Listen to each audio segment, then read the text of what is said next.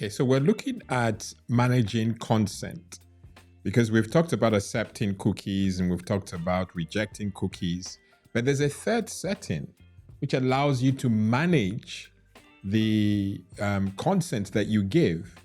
And in many cases, we can choose what cookies we give consent to when we browse websites. Many websites provide cookie consent, as I will show you in a few seconds. They provide cookie consent banners or setting menus that allow you to customize your cookie preferences. And here's how you typically do it. And I'll explain why this is important. Let's go to the iPhone. And on the iPhone, you can see I'm visiting a common secure site, Isaka. And in there, it's presented me, the moment I put in isaka.org, it presented me with options. It starts with cookie settings, as you can see, and then deny all cookies, which could also be reject all cookies. And then you have accept all cookies. But the option we're referring to or we're discussing today is the cookie settings. Some websites will have it as modify settings. And so if you want to target or limit the nature of your consent, you click on, as you can see in there, cookie settings. And then when I click on it, it tells me to confirm my choices. Now, where this got me, I suppose you need to see me now. Where this got me was where you saw confirm my choices. We'll go there so you can see how it ends.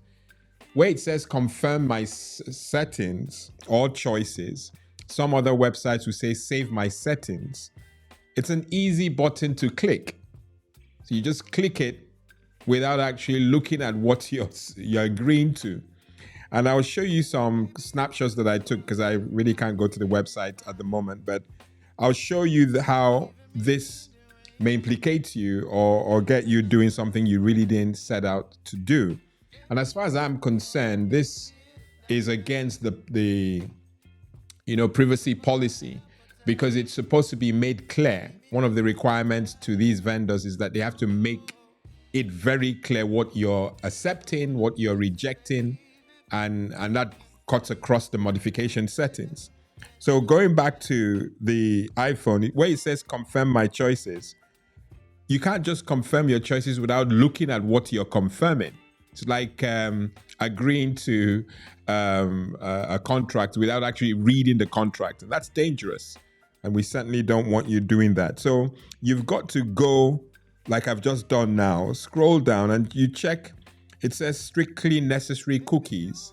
For those, you have no choice because they're strictly necessary for the website to function or serve you properly. So you don't have a choice. You've got to accept that.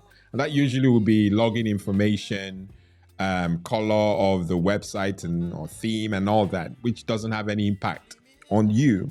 So the strictly necessary cookies, we accept that we have to say yes to that. So if I click on it, it gives you, and it explains it. These cookies are necessary for the website to function and cannot be switched off in our systems. They've made it very clear. You either want it, if you want to browse, then you browse. But if you don't, then at least they've given you a heads up. And then you have, and it says it's always active, as you can see. Always active. So you can't really disable that. Okay? Now, if you go to the performance cookies, that is not compulsory. You see there's a toggle. So you can either toggle it. If I click on it now, that's on and that's off. You must go in there and implicitly select what you want. Don't just accept it. And I'll show you why this is important shortly. You also have functional cookies. Again, there's a toggle. You toggle it on or off. Usually off. Performance cookies, also, I'll put that off. I don't need that. I just want the strictly necessary. And then the targeting cookies, this is a big no-no. Third-party vendors will love you to say yes to this, but it's off. So Isaac have done a good thing. The default should always be off. Should always be off. So that if you make a mistake, at least you know that you're not enabling cookies you were not setting out to do. So the performance, targeting, and functional cookies when you're saving your settings, should be turned off. And then the strictly necessary ones, which you have no options to disable, you leave. And then you now say, confirm my choices, like I'm just going to do now. Let me go in there and make sure that I'm accepting. Yeah, so I can now confirm my choices because I'm happy with what I'm confirming. So I say confirm my choices and access is granted, as you can see. Okay, that's important. But let's go to a snapshot that I took about another website.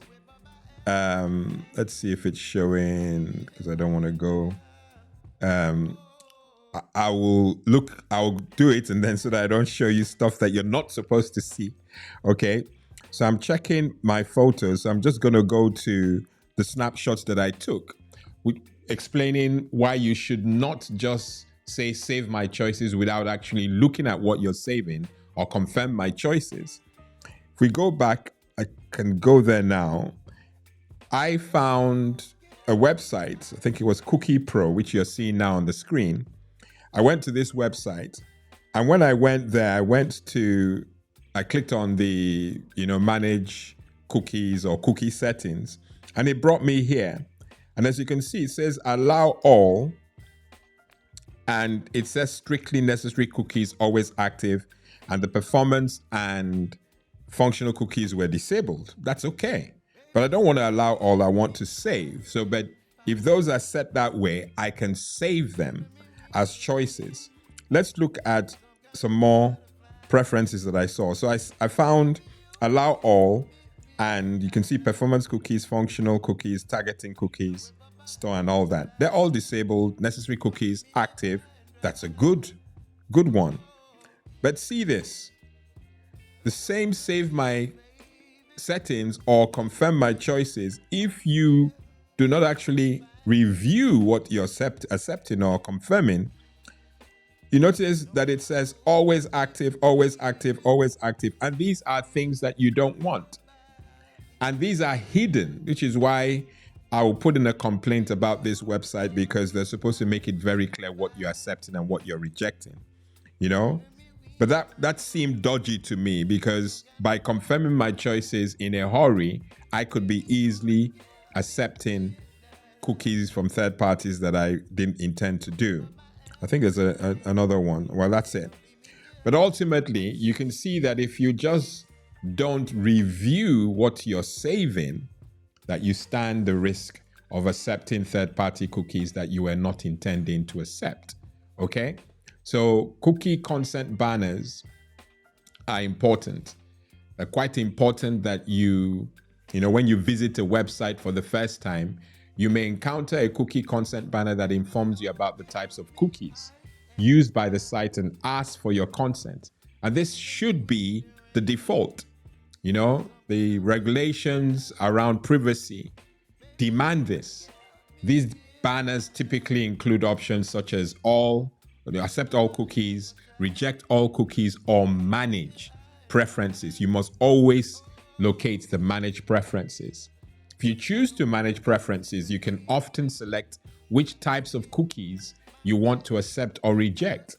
This may include categories like the ones I've just shown you: essential cookies, functional cookies, analytical cookies, and advertising cookies. In that setting menu, some websites provide cookie setting menus, some don't, okay? And there's an argument whether they should do it all the time, because that would allow you customize your cookie preferences at any time. But you must be on the lookout for sentences or phrases like cookie settings or manage settings or manage preferences in the website's menu or footer. From the settings menu, you can typically choose which types of cookie you accept or reject, okay? As well as access more detailed information like I showed you about the cookies used by the website and their purposes. By choosing what cookies you give consent to, you can better control how websites track and collect data about your online activities. This can help protect your privacy and ensure that you only allow cookies that are necessary or desirable for your browsing experience. However, keep in mind that blocking or disabling certain types of cookies may impact the functionality of websites you visit. Okay? I hope it wasn't a long one, but I've been your host, Lawrence Eden. Until next week, God bless and goodbye.